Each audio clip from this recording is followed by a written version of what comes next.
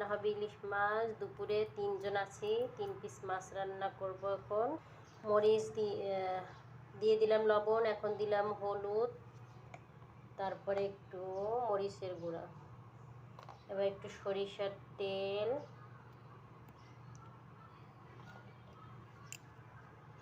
দিয়ে মাখিয়ে নেব।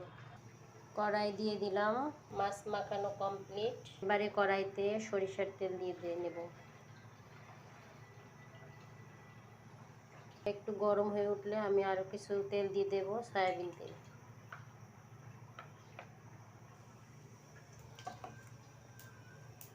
এবারে দিয়ে দেব দুটি তেজপাতা। এবারে মাছ দিয়ে দেবো একে একে।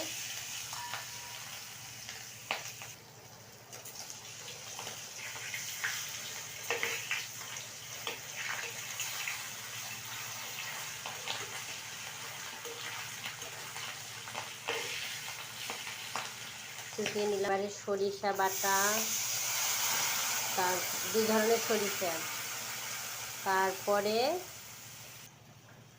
2 ধরনের সাদা এবং কালো সরিষা, তারপরে দিলাম তাল, সাদা তিল, আর কয়টা বাদাম, কাঠবাদাম। এবারে 2টা মরিচ দিয়ে দিলাম, হলুদ দিয়ে দিলাম,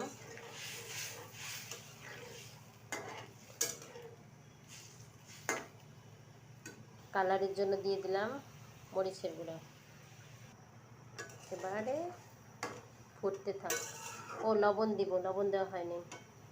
জিরার গুঁড়াটা দিয়ে এখন নেড়ে নিলাম। এবারে আস্তে আস্তে ফুটতে থাক। এই দেখো রান্না শেষ, এখন নামিয়ে নেব।